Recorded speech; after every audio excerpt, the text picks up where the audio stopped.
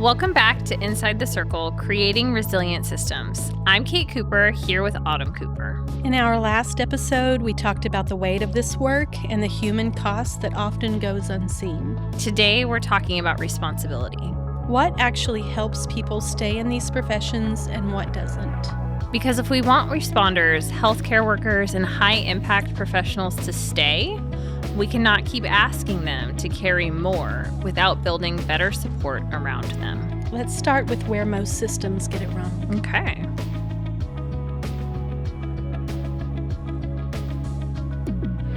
In our last episode, we were talking about the weight of impact-driven work and the human cost that often goes unseen. We talked about being the last domino and being called to certain career fields. But we're really going to talk today about what doesn't work. So what doesn't work? I think we touched on this in our very first conversation about workplace resilience, and what doesn't work is a training, a one-off, single point training and time. Because resilience is relational, it's about building the relationship with the team that you're working with to support their capacity for growing resilience. I think we talked about it in the last episode. It's not just handing out the phone number for an EAP, right? It's not just saying, here's the weight you carry and you can continue to carry it alone. I think, another big part of it is that we can't just demand people be more resilient or demand that people just show up well at work when the world is on fire around them, professionally or personally, because we are humans and we do show up with all of that stuff in our back pocket. I think it's an important thing to keep in mind that when you're having a bad day, one of my favorite Post-it notes in the office is, "You can come in. I might be crying, but please come in." That's do you know how much I love that Post-it note? Do you really? I love it. I think that was my first time I read it, when the first time I came to the office. I was like, this is going to be amazing. I just For background information, before we had whiteboards on our office doors at the office, I would put sticky notes because we have sound machines to keep people from being able to hear clients talking. And so if the door is open, you can't hear anything, and it drives me nuts. I can't do anything at work. So I'll close the door and put a sticky note on it, and I'll be like, "You can come in," or "You can come in, but I might be crying." And I love it. Funny. The vulnerability in that leadership is so critical. I think where we also get it wrong is that leaders don't know how to talk about mental health. That when people come into their office and they're just kind of unloading, which we will do, right? People will go unload to their supervisors. Venting.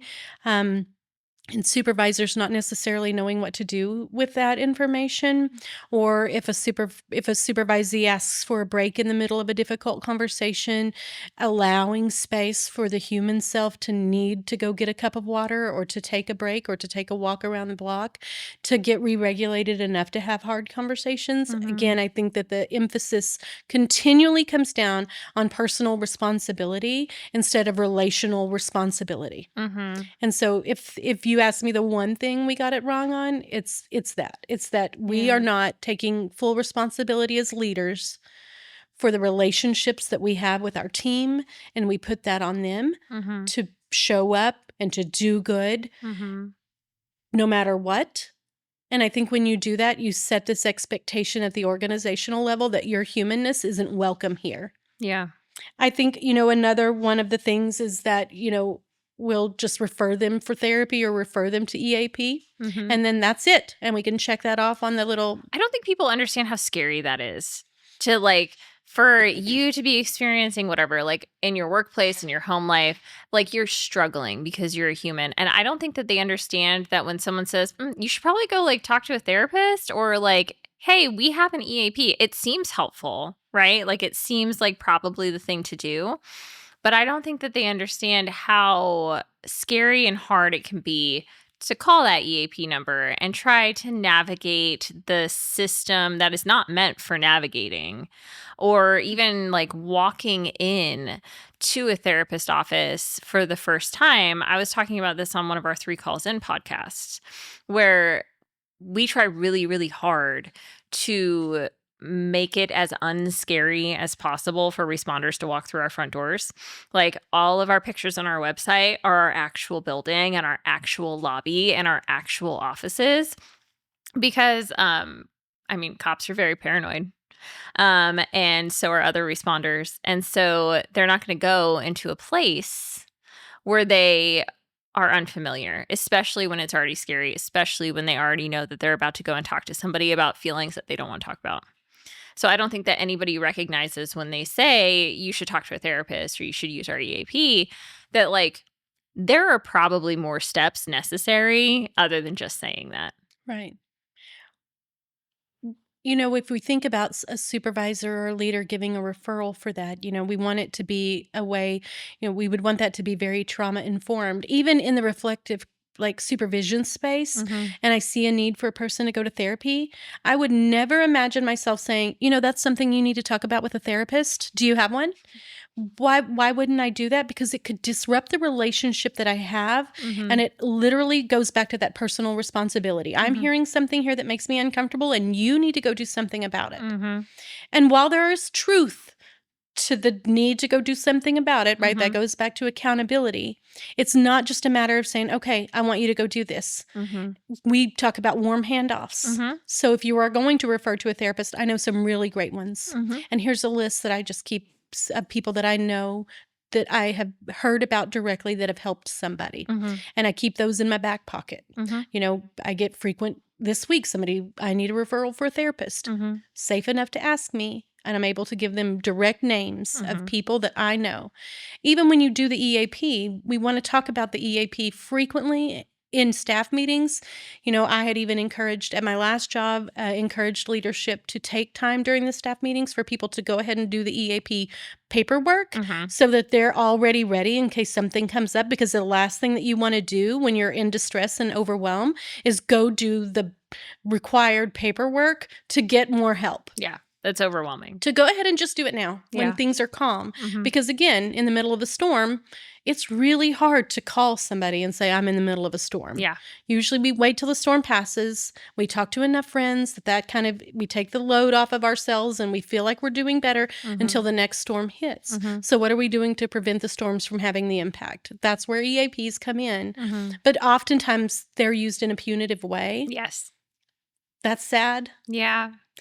Right? Like it's part of a performance improvement plan, a Mhm. referral to an EAP. And I Mhm. understand. I mean, human resources, like, gosh, like, It's not an easy job. I honestly think they're a first responder. Yeah. I mean, they're the first responder of an organization. Yes, because Yeah. they're responding to all of the crises, every burning building inside Mhm. of the building, they're responding to. Yeah. Every critical incident, every overwhelm, every scary thing that might have happened, human resources is having to be hyper vigilant, right? I've never even thought of I have it. never thought of it this way until you're like, it's so true though. Like Right. they put out the fires in the organization and they know everything. They know Like, all the rules, all oof. the laws. And they can't tell anyone all of the other stuff, or they're not Oh, supposed they to. hold all the organizational secrets. Mm-hmm.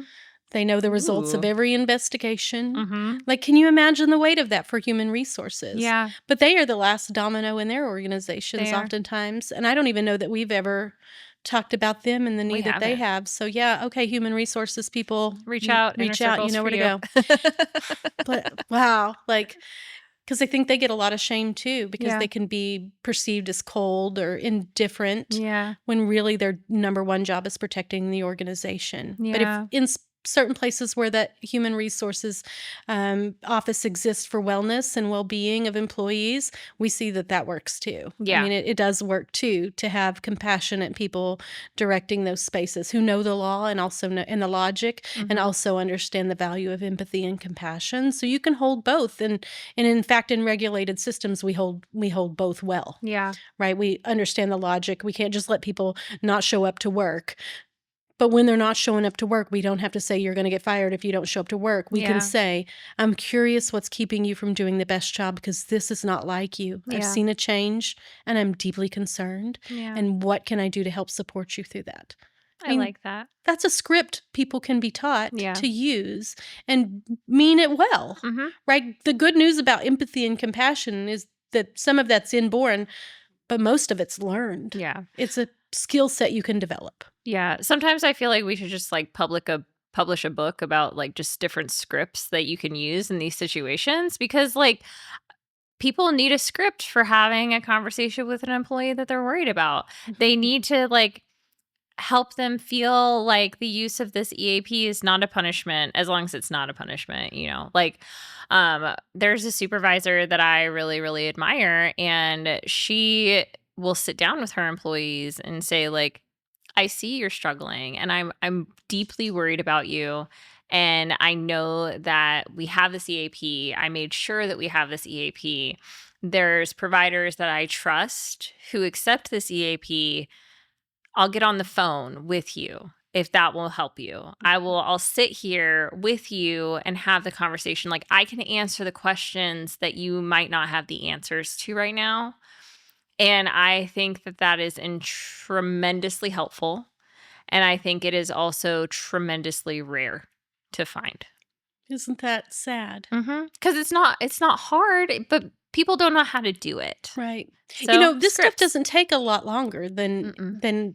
just being kind of authoritarian, right? Mhm. It doesn't take that much longer Yeah. to say, like we talked about last time, we're going to have a hard conversation. Mhm. Like, let's just take a minute to kind of ground to this space, and I'm going to take a deep breath, and you can do the same. Mhm. And now we'll move into this conversation that might be really challenging. It takes a little bit longer, Mhm. right? And when I think that you're the grown up in the organization, it's nice to take a little bit longer Mhm. to create space for psychological safety Mhm. or felt safety to happen. And that's where there's room for hard stuff to be talked about, right? Yeah. Like, if you don't feel safe, you're going to keep it all in. Yeah.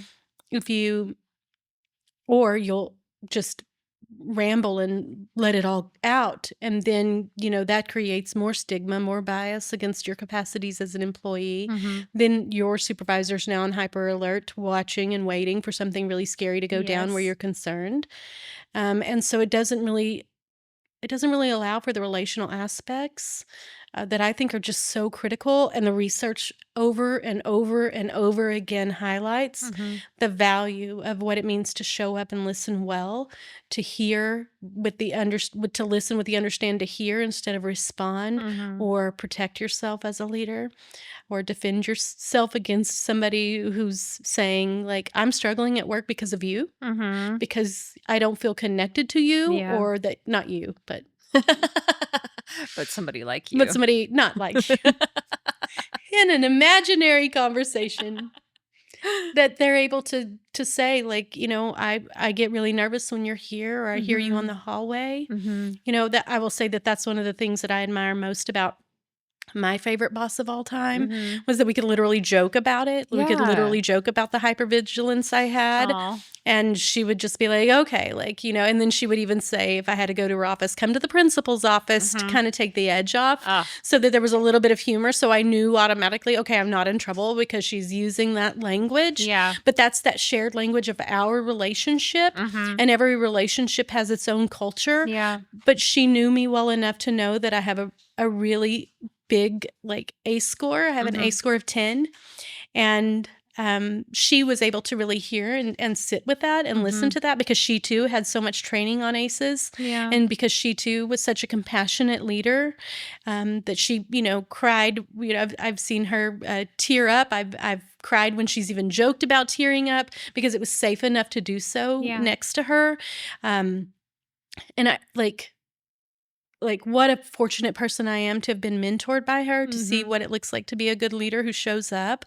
Um, but it's rare. It's rare. It is It's rare. rare. It's so rare. And I think that you're bringing up such a valid point, that people in leadership positions, when they think that not building the relationship, when they think that taking these extra steps is going to take too long, that's very short term thinking. Because if you're thinking in the long term, you're thinking like, I'm establishing a relationship with this person, I am mentoring this person, I am making sure that this person has the resources and knows how to use Mhm. the resources. And then you zoom out to where you are right now, where this leader has clearly formed how you currently lead. And if that person had treated you as like, this conversation is going to take too long, it's too much work to have to do this in the short term, yes, it might take a little bit longer. In the long term, you're developing a leader. One of one of the hard conversations that I had this week on the phone, my friend, I will even give him credit, Jesse Mitchell, my friend, he was walking me through an employee discipline situation. And I am very new to having to discipline employees. Um, and I don't like doing it.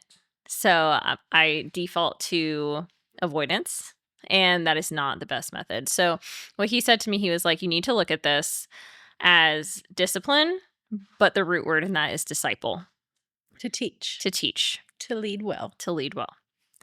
And just him saying that turned my entire brain around. And I was like, crap, I hate it when I get called out like this, because you're right. And that's where our values are. And You said the same thing about listening back through our podcast, it was too. the same like, person, too. Like, dang it. Like, yeah, it was just like, and that same day, I was also going through the clips of our podcast, and I was like, oh, me and Autumn are calling me out right now. This is really annoying. But it really did, like, it changed my perspective, and it made me start thinking in the more long term, where I now have this opportunity to teach and to grow with this human, instead of like trying to force this human into a box that she doesn't fit in, you know? So permission to be human. permission to be human. Mm-hmm. That's a big, big, big part of the work. We get to show up fallible and sometimes with the cat's butthole. Sometimes with the cat's butthole. In the screen. It's going to be the clip for this It's one. going to be, the clip of the day. The cat's butthole. You want to move into what actually helps us? Yeah. Or you want to stay in the what doesn't work?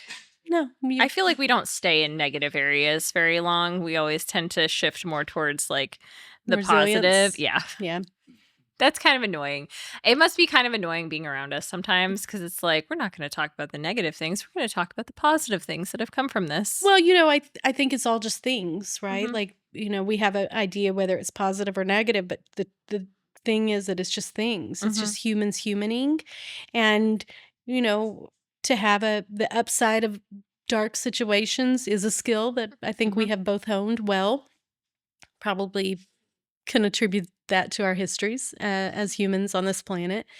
And, but if we want to stick with the hard stuff, it's people who, I think we talked about this so much last time, who really get overwhelmed by having to look at themselves in the mirror. Those mirror moments are some of the most challenging things that I have ever navigated as a human being myself. Yeah. If I find myself complaining about so-and-so for this and that, at that moment, I now go, wait a second. Am I guilty of that? Is this an area of development that I want to work on? And then, I do it, like, or at least I try to. Like, I'm not superhuman. I'm going to still consistently default to some pretty overwhelming mechanisms of avoidance. Again, we're both super avoiders. We're the same. Super avoiders with high responsibility genes. Yeah. Like that would be like, we should get t-shirts that say I'm a super avoider with a responsibility gene. Have I ever told you the story behind my foot tattoo? No. Okay, so you can't see it right now and you can't see it on camera, but you can see my cute shoes. So it is a bird of paradise flower. And when I got it when I was 18, it said, while I breathe, I hope, which like also when I was 18, I'm pretty sure I went into a bookstore and like opened this like book that had quotes in it. And supposedly this is a Shakespeare quote, though I have not found it since then. But while I breathe, I hope was kind of my perspective on life. Like, it really resonated with me because I felt like in challenging situations, I always looked for the good of things, right? Like, I always deferred to the positive. And even when things historically have felt hopeless or things have historically felt really hard, I'll sit in that, and I'll sit in it a lot longer than I used to when I was younger. But I always defer back to like, there is hope, there is something positive in this situation. And my fake Shakespeare quote on my foot is a testament to that. So I think that the reframing is just, it's a mindset. It's a mindset that sometimes you have to get you through the day. I think it's an important skill to develop. I do believe deeply in embracing the suck and sitting in the yuck, right? Both the military kind of mindset and a little Brene Brown mingled in there. But I also, I woke up in the middle of the night because I've been talking about sitting in the yuck and embracing the suck. During the pandemic, that was the message board I had. The first thing I walked into my house after long, hard days was a little sign that said "Embrace the suck." Learning that from my son-in-law, who's a Marine turned soldier, and set with that. And then Brene Brown talked so much about sitting in the yuck and holding space for the hard stuff and taking that 30,000 foot view. But I woke up in the middle of the night saying, oh, we're missing a piece, and that's wading through the muck. That it's important to embrace the suck because there's some pretty sucky things, especially in the first responder world or human-centered workspaces. And then sometimes we do have to hold space for that. We sit in the yuck with people. But at the end of the day, if we don't wade through the muck, we're going to stay in that stagnant place of darkness and overwhelm.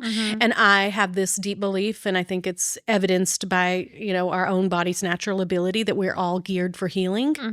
That, that's evidenced by, like, if I get a cut, it's going to heal. I don't have to do something to it. It will heal. Of course, it heals better if I take good care of it, right?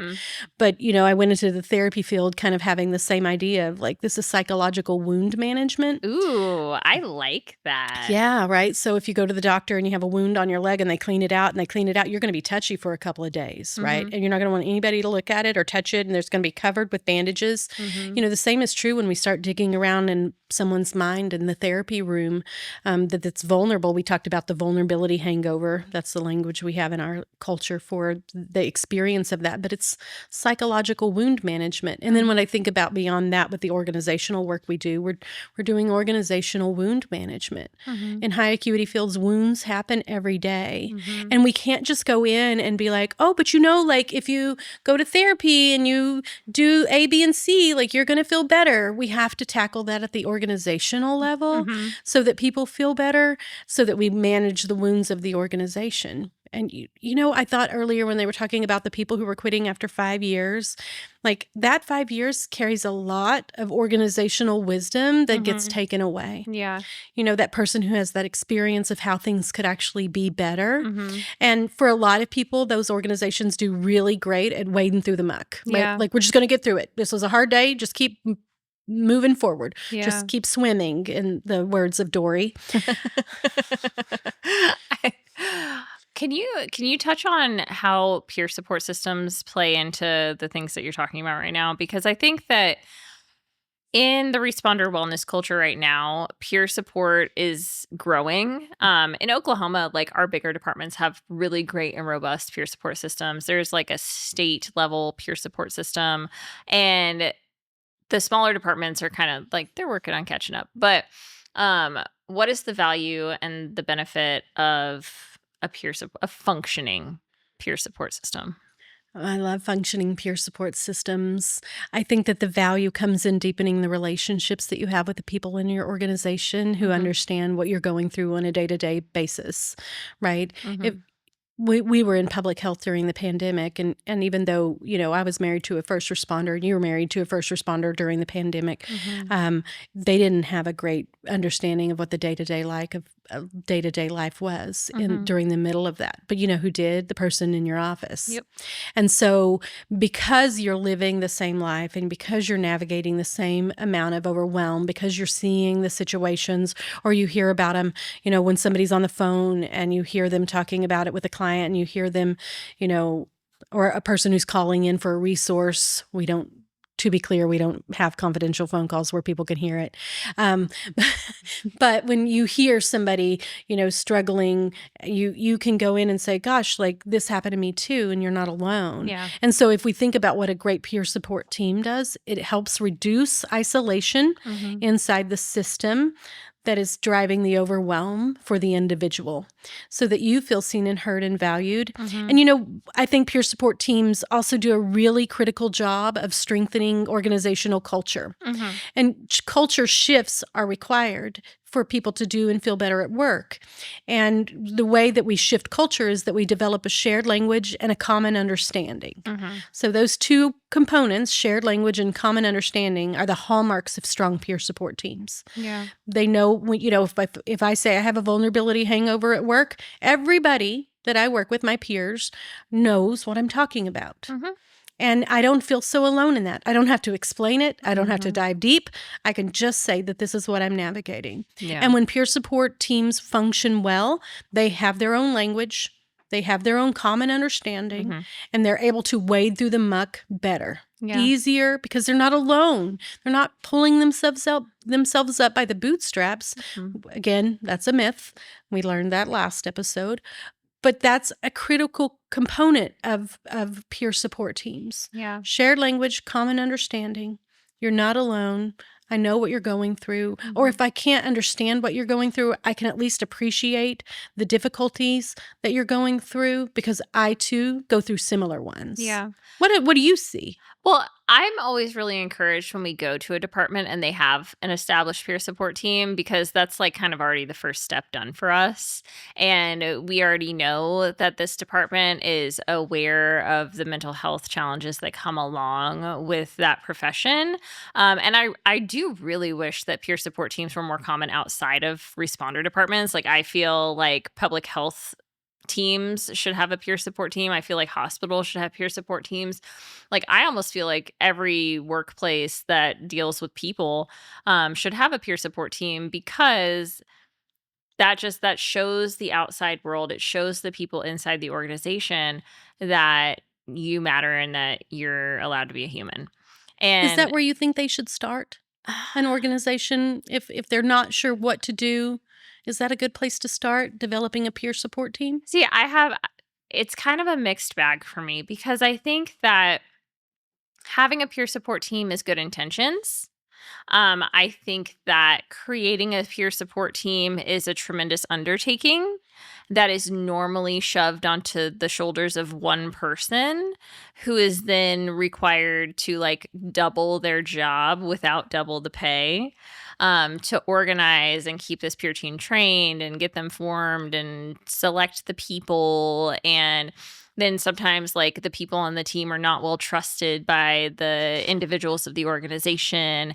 And so I think that peer teams need to be established with intentionality.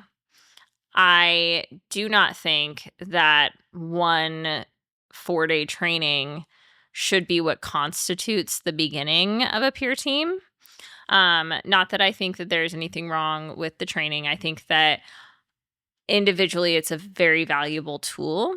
Um, but all too often we see organizations that have a peer team that is just floundering because they went to this training and then there's no follow up on what to do. Like, how do you do it? Who's in charge of doing it? How is this person going to be in charge of doing this when they're doing 16 other jobs too? Because it's always like the doer of the group who's like, I will take the lead on this. I will bear the weight of all of these people and I'll figure it out. That idiom of if you want something done, ask a busy person. Yeah. Yeah. And so it ends up being that person. And then I think that just having a peer support system, or a peer team, I think that that can also almost be a scapegoat or like well, we have one. And so we don't actually have to do any other further training. Like, it ends up being like a one off because, we have a peer team. We clearly care about mental health. Do you? Do you actually care about the mental health of your employees? Do you care about the general overall health and wellness of the people on your team? Um, and in some instances, I think yes. I think that there are excellent examples of that. And in some instances, I think that more training is needed. And I think that hopefully more training is supported. Continuous training and continuous support. Yes. for the people who are the last domino. Yeah. Because in those peer support teams, they often become the last domino in that organization too. Yep. Before the last domino of human resources. Yeah. And so, yeah, it can also, like we've done this thing. That should be enough. We've got an EAP. Yeah. We've got a peer support team. We support our team. It's enough. It's enough. And it's not enough, right? Because in the space of being trauma informed, you don't get to be trauma informed because your leadership had a training. You get to be trauma informed because you've developed policies that say that we care about the health. You know, and I can go off on a little bit of a tangent here, like in my frustration of how in Western culture we've separated health into physical health and mental health, and then mental health is also behavioral health sometimes. Yeah. When to me it's all health because the mind hasn't and body haven't caught up to the kind of culture we have around that separation. Yeah. The mind is, Dan Siegel says the mind is the body enscolled. And so we cannot separate mind and body. And health does that. Like, we've got all these different variations of health when I just wish we were all under the same umbrella of health because that would take the automatic stigma and automatic bias out when we're talking about individuals' mental health. Instead saying, how's your health, period? Or I guess that's a question mark. But how is your health? Yeah. Meaning we're taking a holistic approach to the whole human. And I think a strong peer support team, and I think that a strong peer support team, God bless America. And I think that can't even use words. Hang on. And I think that a strong peer support team is just a piece of the puzzle. It's not the whole puzzle. Yeah. That's what you're trying to say. That's exactly it. Because I think that if it's used as we have one, we're done, then it's not effective and it's not helpful. Same with trauma-informed care training. Yeah. You can't just say we're now trauma-informed because we've done a training. Yeah. It takes so much more work than that. It takes so much more repetition than that.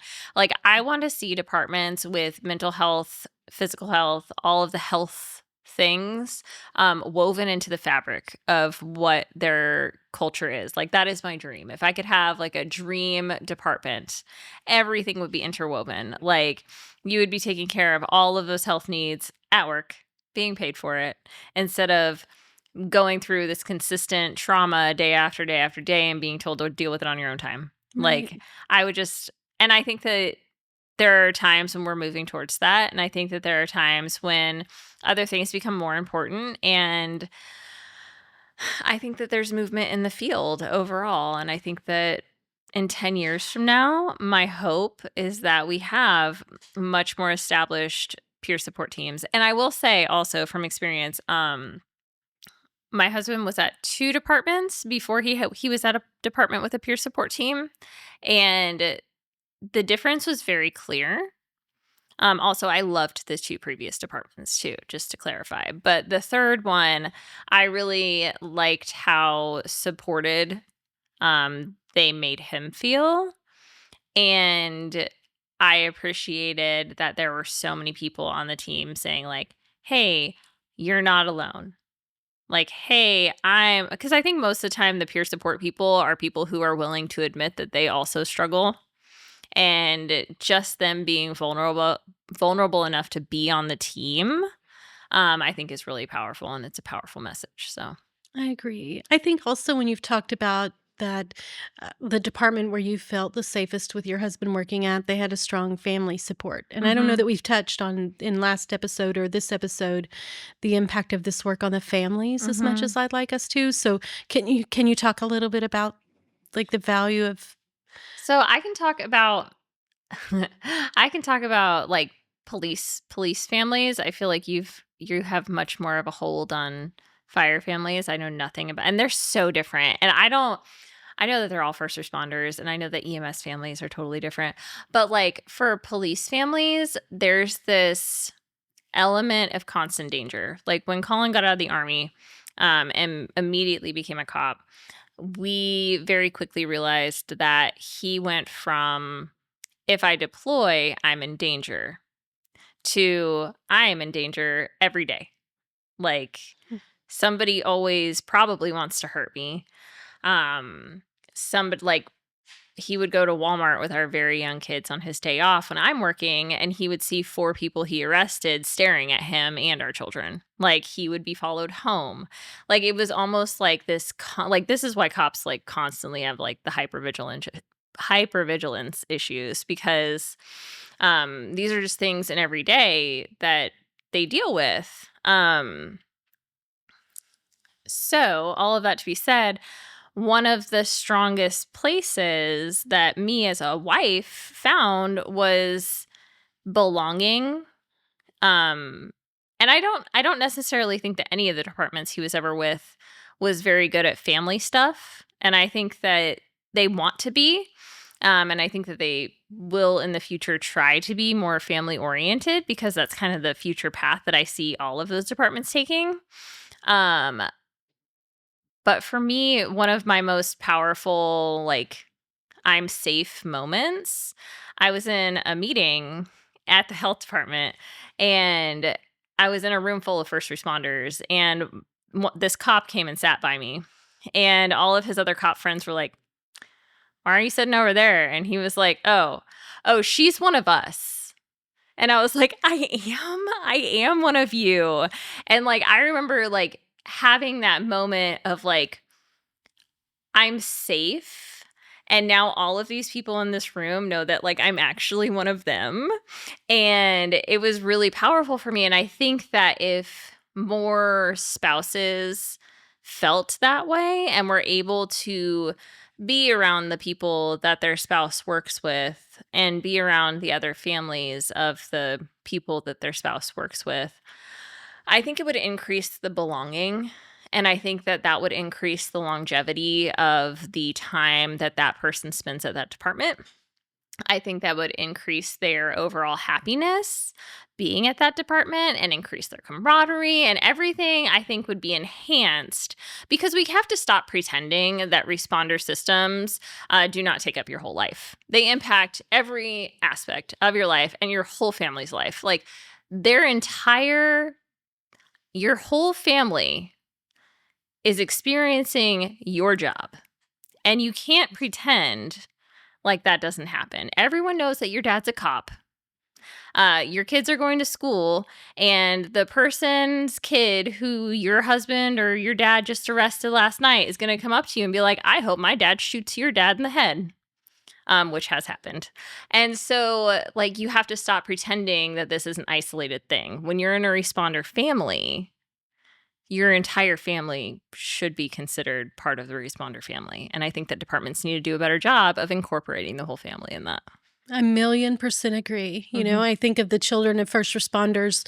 You know, I was married to a firefighter, and I can think of at least 10 of 18 Christmases that my youngest daughter, we had to put on hold or change dates, or can't open presents till dad comes home, or he's on duty, so we have to do it a different day, or, you know, like never even getting to understand the, you know, in our culture, which is so important, that Christmas morning of coming together as a family and opening gifts. Like, oh, dad's shift doesn't end till 8. Like, he'll be walking in at 8:20. Like, let's wait for him to open your gifts. Or one year the peanut mill burned down, and we're like, he's not going to be home. And he didn't come home for days, right? He was taking short naps at the station. And then when he did come home, he smelled really bad. And, you know, that lives in infamy in our family of how bad peanut fires smell, because they're really gross. And he would out-breathe, and you could smell the peanut factories, you know, disgusting. But you don't get to be a human when you're married to a responder. No. You know, I think the guys, the group in the 3 Calls In podcast are so great at talking about what that's like. But I love that we're having this conversation on what it's like to be waiting, you know, to be waiting for them to pull in, for you to hear sirens in the neighborhood and not know if that was the last, you know, time. And, you know, firefighters compared to police officers aren't armed, and they're walking into very scary situations and are often the first on scene, and waiting for the other first responders, the police officers, to show up with them so that they're more protected, because they don't know what they're walking into. And I think the same is true at the end of the shift. You don't know what your husband's walking in with. You don't know the day he had. And because, they're often such great internalizers, you're just thinking something's wrong with you, and your kids are thinking something's wrong with them because dad's shut down in the other room. I'm crying twice today. But I think one of the common things that I think I've seen working with people in high acuity fields as a therapist, and at being a friend and a peer in the first responder world, and being the mom of a daughter whose husband's served in the military, is serving in the military, just this week hearing that they're having blackout drills to practice what life is like without electricity if their base is hit. It doesn't turn off. It doesn't. It doesn't ever turn off for the Nope. kids. It doesn't ever turn off for the wives or spouses. It doesn't turn off for the responder. Because you're the one at least for me, I was the one trying to hold space for this man who was seen as the hero and the strong one. And, I got such a different view of him, of being this quiet guy who was shutting down every day and not even knowing how to inject. And as a trauma therapist, I thought I would be better equipped at being married to a first responder, but he's not my client. Which is good. But it also, I think it left a higher level of responsibility on me than it would on another wife, because a normal wife. Because we're superhuman therapist wives. I'm a superhuman therapist wife. And I think maybe even that was a reason that the marriage broke down, because he had these expectations that I would be able to just push pause on expectations for him. And my expectations were that he would just talk to me about his hard days. And those expectations are the opposite. And when you have unmet expectations, you have automatic resentment. And that resentment builds and builds and builds in your marriage until it goes away, until the marriage stops. We've had conversations since we've been divorced that I wish we would have had when we were married and raising 5 children together, that have opened my eyes. And, when I first decided to make the leap and come to work with you, I called him and I said, I'm really excited about what this means for other first responder families, so that they never have to feel as lost as we felt. You're going to make me cry. I don't do this on camera. I think that you touch on so many points about the weighty responsibility it is to be the family of a first responder, because and I know we talk husbands and wives as the husband is the responder and the wife is the not responder. For us, that's the truth. And that's the lens we're looking at it with. So that can be many different things. And it is often many times responder married to responder. And I understand why that happens, because who better to understand the day that you have had than a fellow responder who has also had the same day. But I very much remember one year Colin came home. I think it was his second year ever being a cop. He came home on Christmas morning, 8:00. I was trying to get the kids to chill. So just so that we can open presents. And he thought it would be so funny to walk in and be like, oh, I forgot I have a bag of meth in my pocket and I have to go back to work. And I cried. And I cried so hard. And he, because I was trying to hold it all together, I was trying to hold it together for the kids. And I just wanted to open presents on the actual holiday. And even though he had worked all night, he could take a nap later. He could stay up for a couple more hours while we just enjoy Christmas morning together. But holidays were never on holidays. Thanksgiving was never on a Thursday. And there's this almost social responsibility that comes from being married to a responder, where they are very much put on a pedestal, and you are as well. How many times did your friends text you asking you a fire question to ask your husband? Right. How many times has my neighbor texted me asking me some random legal question to ask my husband?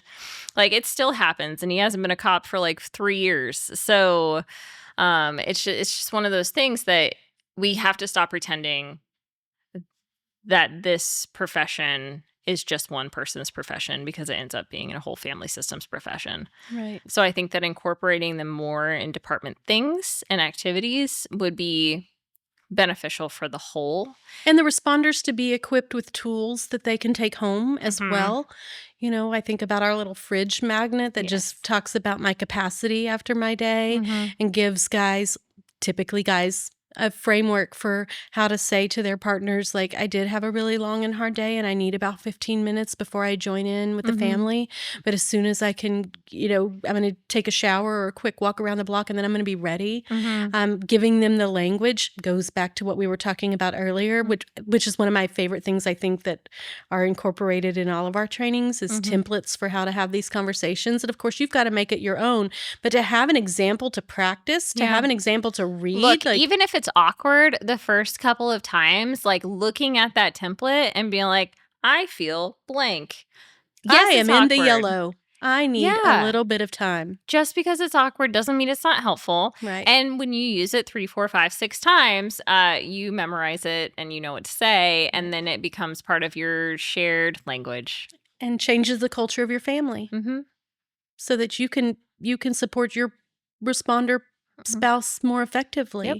So that you can say, oh, you know what, I'm not second. Mm-hmm. Our family isn't second. Mm-hmm. He is just a first responder. Yep. Like, this is his job. Yep. And we haven't talked about it yet, about the hero pass, but I think Yeah. that that's a big part of it too, is that everybody thinks that you're married to this hero, and in so many ways you are, Mhm. but he's still the hero that, you know, leaves his dirty underwear on the floor, Mhm. right?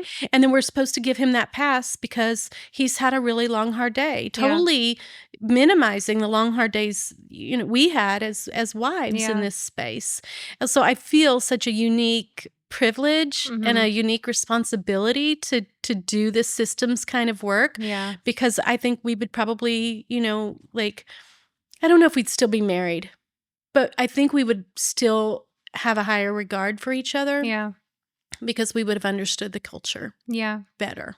I think that healthy home systems bleed into healthy work systems. Like, I don't think that there's any workplace wellness training that is not going to also benefit home. You know, I think Absolutely. it's very intertwined, and I think that recognizing that it is intertwined is necessary Right. in this space. You don't just get to take the uniform off and be regular Joe Q public ever. Mm-mm. And as the responder wife, you don't ever get to be that either. You know, like, I remember one time I had an oven fire.